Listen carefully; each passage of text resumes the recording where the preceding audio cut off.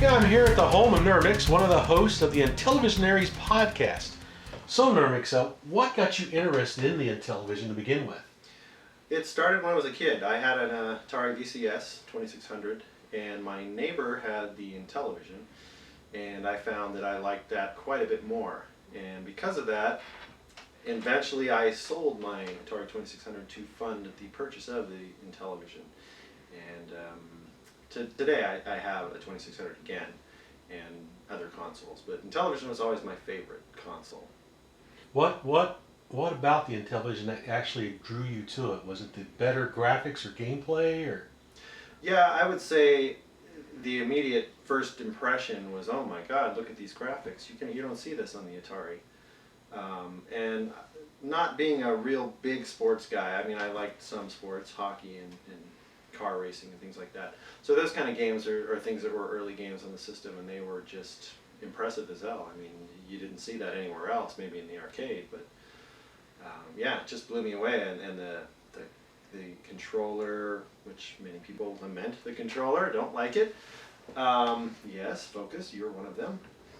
But the complexity of the games, you actually had to read the manual and figure out how these games worked. So they're more challenging, which kind of appealed to you. Challenging on a different level, because I don't want to imply that the Atari games were not challenging, because they were, excuse me, and they were fun, but something just appealed to me more about the Intellivision. What is it about the Intellivision that makes it such an interesting system for you? Is it the processor used in it, or? Well, there's a lot of ways to answer that. It's the variety of the games, the complexity of some of the games, the strategic elements to a lot of them. Certainly it's the nostalgia, taking me back to when I played these as a kid. I just find that the games on the Intellivision retain my interest better than a lot of the games on the other retro systems from the same time. About how many games were released for the Intellivision, official games from Mattel? There are about 100, well, from Mattel, there's about 125 total, and you probably figure there's a good 20 to 30 which were third party. So Mattel probably did, including the INTV stuff, which was the company that took over after Mattel got out, that's probably about 85 games from them and INTV, plus the third party stuff. What are some of the accessories that the Intellivision had that are kind of unique to that system? Well, in the very beginning, they advertised a computer component, a keyboard component they called it, and it had a full-size keyboard, and you actually put the Intellivision unit into it, and it added an additional 64K of RAM. It had its own 6502 processor that would deal with the cassette interface and some of the enhanced graphics of the games that came for the system. That was only test marketed, and it was basically a failure due to the cost. It was not reliable. They only put a few out in the test market, and they recalled most of them. Then around '82 they had the IntelliVoice, which added digitized speech to the games, and then later a cut down version of the keyboard called the ECS, which gave you 6 additional voices of sound and enhanced graphics, but nowhere near the capabilities of the original keyboard that was canceled. There's also a synthesizer keyboard, which appeals to me, being into electronic music, and multi-carts, things like that, other accessories that came out later. What about the Atari 2600 system changer? Oh, that's right, yeah, the 2600, that adapter only works with the Intellivision 2 because of the way that the system works. It kind of uses the RF and the power of the Intellivision 2, and they added a separate pin on that to handle that, and the Intellivision 1 can actually be modified to work with that, but it takes a little bit of little work to get that to happen. But that was really just the 2600 in its own box. But it does do the trick. It does play the games. Now, what got you interested in actually starting a podcast for the Intellivision? It needs some love. It needs some representation. I would say I was inspired by the Retro Gaming Roundup podcast. They talk about all systems. They've touched on Intellivision. They've interviewed many of the programmers. And definitely the Atari 2600 Game by Game podcast with Ferg. He started that, and that kind of made me think, you know what, I think Intellivision needs something like that, and I think I'm the guy to do it. Yes. So, I'm sorry, go ahead.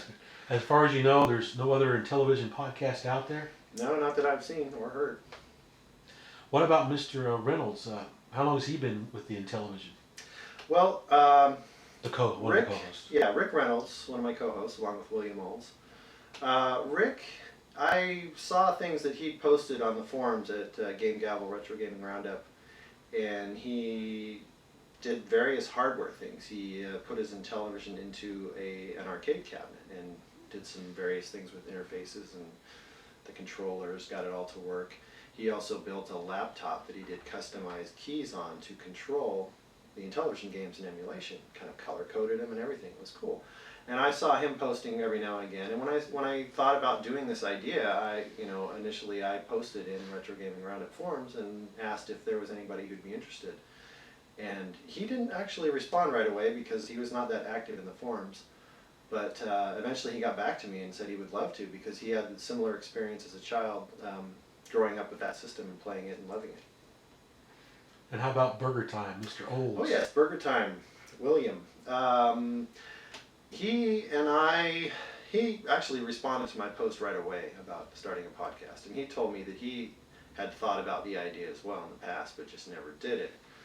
So he and I actually got to talking over Skype and on the phone for a couple of weeks before before Rick was involved, and we started planning out ideas, what kind of things we thought we would like to do. And then when Rick joined in, we put our heads together and came up with the basic concept of a show dedicated to the Intellivision, talking about current stuff, homebrew stuff, history, the games. We wanted to do a really deep dive on all the games, kind of go into really everything that we could find out about a given game, like Ferg does with the Atari 2600 podcast. And where can people find the podcast? Oh, we're on iTunes. You can also find us you can stream it from Libsyn, which is another service we use to host the podcast. You can go to the Intellivisionaries.com. And since I know some people might have trouble with that, I also have Inty, I-N-T-Y, podcast.com, INTVpodcast.com, and Intellivisionpodcast.com. All of those go to the same place. You can find us on Facebook, Inty Podcast, or just search for the Intellivisionaries. We're also on Twitter at Inty Podcast. You can send email to us, hello@intellivisionaries.com. Lots of ways to contact us. We're probably going to be in other places as well, maybe like Stitcher and a few other podcast hosting services. We're also part of the Throwback Network, which is a kind of like-minded collection of podcasts. The Atari 2600 Game by Game, You Don't Know Flack, Throwback Reviews, they're all part of that. So we were asked to join that recently, and we're pleased to be a part of that. How do you delegate who does what in your podcast recordings? Well, you can probably see behind me that I'm the production side of the team. So far, we're sort of finding our places. Rick's doing a lot of the organization, the games we're going to review, the way we're going to do it. William's been looking up a lot of the facts and the information about the various sales figures, particulars about the games. And we're all kind of doing a little bit of all those things. But then when it comes to the production side, I've got things set up here where we talk over Skype, and I record everything into this computer behind me. And once I've got everything together, I sort of edit it all together, put in the sound effects, the samples from the Intellivision games, the music, and voila, we have a podcast. So are you actually using a real Intellivision to sample music from and put into the podcast? Yeah, you probably can't see it in the shot, but it's right up here. It's an Intellivision that I modified with the AV out, so it's got composite video out, and it's got its own individual RCA audio out. Because I tried, when I was toying around with this idea, I tried sampling directly from a TV through the RF, and it didn't sound good enough for me. So I got clean audio. The Intellivision audio actually runs into a little tube preamp, which goes into the mixer, which goes into the computer. So I get a really nice clean signal. So I've been going through various games and sampling gameplay and sound effects, and I use those to kind of build the little bumpers in between the segments. So this is the original Intellivision, and literally original. This is my original Intellivision from when I was a kid. So we've got the two removable controllers connected with coiled wire. There's the controller, keypad, side buttons, disc, and contrast that with the Intellivision 2, which is much smaller, kind of cool looking, but the controllers are removable with a little DB9 connector like the 2600. Flat keypad. The thing I don't like about them, these side buttons are hard plastic and they're much farther apart. And the controller itself is much more angular and it's not that comfortable in the hand. So while I like the exterior look, controllers, no thanks.